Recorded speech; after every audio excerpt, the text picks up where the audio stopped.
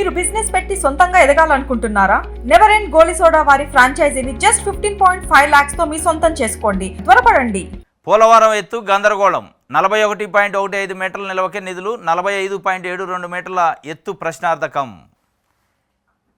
Budget కేంద్రం 2025-26 budget ప్రవేశపెట్టిన అనంతరం పోలవరం జాతీయ ప్రాజెక్టు ఎత్తు అంశం మళ్లీ తెరపైకి వచ్చింది. కేంద్ర బడ్జెట్ ప్రవేశపెట్టినప్పుడల్లా పోలవరం నిధులు వరద వస్తుందన్న ఆశతో రాష్ట్ర ప్రజలు ఎదురు చూస్తారా? వరద రాదు. పోలవరానికి నిధులు వరద రాకపోగా పోలవరం ఎత్తు తగ్గించారు. 45.72 మీటర్ల ఎత్తు ఉన్న పోలవరానికి మొన్న పార్లమెంటు సాక్షిగా ఆర్థిక మంత్రి బడ్జెట్ ప్రవేశపెట్టినప్పుడు అందులో 41.72 మీటర్లకి 41.15 మీటర్ల ఎత్తుని తగ్గిస్తున్నట్లు చెప్పారు. గతంలో 2024 ఆగస్టు నెలలో జరిగిన క్యాబినెట్ సమావేశంలో కూడా క్యాబినెట్ తీర్మానం చేసింది. అదే క్యాబినెట్లో తెలుగుదేశం పార్టీకి సంబంధించిన 2 మంత్రులు ఉన్నారు, కిమ్మన్లే. దాని తర్వాత కూడా అనేకసార్లు ఢిల్లీకి పోయారు చంద్రబాబు నాయుడు గారు. ప్రధానమంత్రిని, అమిత్ షాని, జనవనరుల శాఖ మంత్రిని కలిశారు. ఎక్కడా మాట్లాడలా. ఇప్పుడు ఏమంటారు? ఇది జగన్మోహన్ రెడ్డి పాపం, గత ప్రభుత్వం తప్పిదం అంటారు.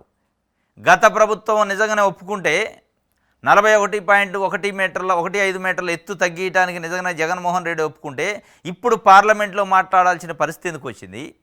2024 ఆగస్టులో క్యాబినెట్లో ఎందుకు ఈ ఐటమ్ను పెట్టి ఆమోదం తెలుపుకోవాల్సిన పరిస్థితికి వచ్చింది అనే దానికి ఆ ప్రశ్నకి ఆన్సర్ లేదు.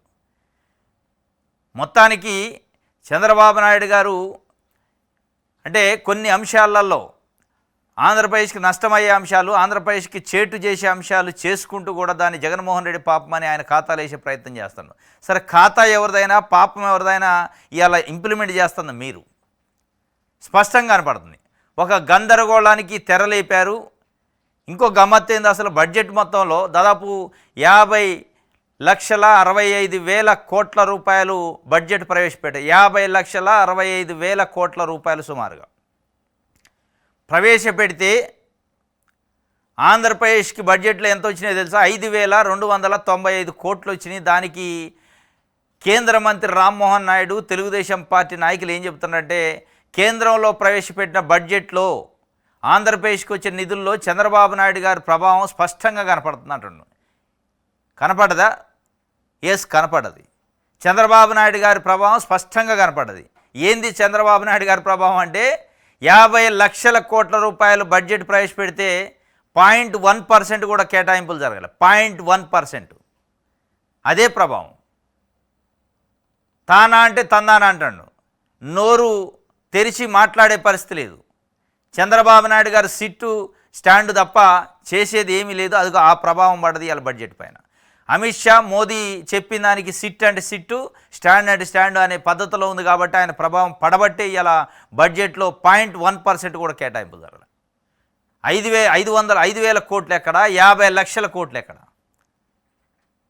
50 లక్షల కోట్లలో 5,000 కోట్లు వస్తే అసలు అద్భుతం జరిగింది, ఓహో ఆహా అని ఇలా తెలుగుదేశం పార్టీ నాయకులు, మంత్రులు, ఎమ్మెల్యేలు వీళ్ళందరికంటే మించి వీళ్ళకి గానా బజానా భజన చేసి ఆంధ్రజ్యోతి, ఈనాడు పత్రికలు రాసిని అబ్బురపరిచిని ఓహో ఆహా అయిపోయింది కానీ రాశారు. ఏమైపోయింది? ఏం ప్రభావం పడది? పడదు ప్రభావం, నెగిటివ్ ప్రభావం పడదు చంద్రబాబు నాయుడు గారు అంటాను అనేది ఇవ్వాలనుకున్నారు.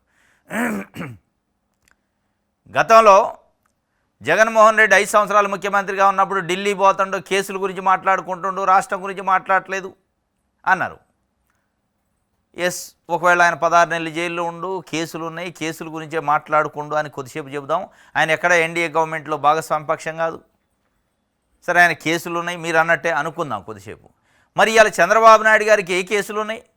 చంద్రబాబు నాయుడు గారు ఎక్కడ జైల్లో ఉండు 16 నెలలు? చంద్రబాబు నాయుడు గారు దాదాపు ఇప్పటికే చాలాసార్లు ఢిల్లీ పోయిండు. ఏం సాధించినట్టు? ఏంది అవుట్పుట్ ఏంది? మీరు అందులో భాగస్వామ్య పక్షం జగన్మోహన్ రెడ్డి గారు భాగస్వామ్య పక్షం లేడు. జగన్మోహన్ రెడ్డి ఉన్నప్పుడు ఆయన ఎంపీలతోనూ కూడా బీజేపీకి అవసరం లేదు, వాళ్ళకు సరిపోని మెజారిటీ ఉంది. ఇవాళ మెజారిటీ లేదు. తెలుగుదేశం పార్టీకి సంబంధించిన ఎంపీల పైన ఆధారపడి ఇవాళ కేంద్ర ప్రభుత్వం నిలబడి ఉంది. మరి నువ్వు సాధించింది ఏంది? అందులో భాగస్వామ్య పక్షంగా ఉంటారు. మోడీ నడిపే గవర్నమెంట్లో 4 కాళ్ళ కుర్చీలో 1 కాలు తెలుగుదేశం పార్టీదే. అయినా ఒక 0.1% నిధులు తెచ్చి ఇది చంద్రబాబు నాయుడు ప్రభావం. నిధులు వరదట, నిధులు వరద రాలే. పోలవరానికి వరద వచ్చి డయాఫ్రమ్ వాళ్ళు కొట్టకపోయింది. నిధులు వరద అంటే జనాలు, ఏపీలో ఉన్న జనాలు అంతా చుట్టూ చూసుకున్నారు, గిచ్చి చూసుకున్నారు ఏం వచ్చినాయి అని. ఏం రాలే, 5,000 కోట్లు వచ్చినాయి. దీనికి ఈనాడు ఆంధ్రజ్యోతి నిన్న పేపర్లలో రాసినాయి. ఏది పోలవరానికి అమరావతికి 15,000 కోట్లు గడిచిన సంవత్సరానికి ఇప్పుడు ఎందుకు అది అయిపోయి అప్పిచ్చా. ఇప్పుడు ఏమొచ్చింది రాయరా నాయన అంటే అమరావతికి 15,000 కోట్లు ఆల్రెడీ ఇచ్చిండు మోడీ గవర్నమెంట్ అని ఇచ్చింది. అది కాదు, ఇవాళ 2025-26 బడ్జెట్లో ఏమొచ్చింది అమరావతికి, ఏమొచ్చింది పోలవరానికి అంటే పోలవరానికి ఏమో పోయిన గవర్నమెంట్లో 8,000 కోట్లు చిల్లర కేటాయిస్తే ఈసారి 5,000 కోట్లే కేటాయించారు సుమారుగా. పోలవరానికి ఇదే మన అమరావతికి ₹1 లేదు. ఇట్లా ఉంది. దీనికి ఈ గందరగోళంలో ఈ ఎత్తు కూడా తగ్గించారు. ఎత్తు తగ్గించడం అనేది ఆంధ్రప్రదేశ్కి దిక్చూచి ఆంధ్రప్రదేశ్కి ఒక నావ లాంటిది పోలవరం అన్నారు. దాన్ని మొత్తానికి ఉరేసే కార్యక్రమం, దానికి సమాధి కట్టే కార్యక్రమం స్టార్ట్ అయింది. 41.15 మీటర్లతో ఇట్లా ఇది నిర్మాణం చేస్తే 115 టీఎంసీలు నిల్వ ఉంటాయి. 115 టీఎంసీలు నిల్వ ఉండటం వల్ల ఉభయ గోదావరి జిల్లాలు సస్యశ్యామలం కావు, రాయలసీమకు నీళ్లు పోవు, తాగునీరుకి సంబంధించినవి కానీ కరెంటు ఉత్పత్తి కానీ ఏముండదు. 196 టీఎంసీలు నిల్వ ఉంటాయి. ఎప్పుడు 45.72 మీటర్ల ఎత్తుకి ఇట్లా గడితే అది కాస్త ఇవాళ 196 నుంచి ఎక్కడికి వచ్చింది, 115 మీటర్లకి 115 టీఎంసీలకు వచ్చింది. 41 మీటర్ల ఎత్తు తగ్గటం వల్ల దీనికి ఎక్కడా నోరు మెదపట్ల పెదవి పట్ల చంద్రబాబు నాయుడు గారు ఇది జగన్మోహన్ రెడ్డి పాపం అన్నాడు, ఖాతాలు వేసిండు, ఖతం అయిపోయాయి.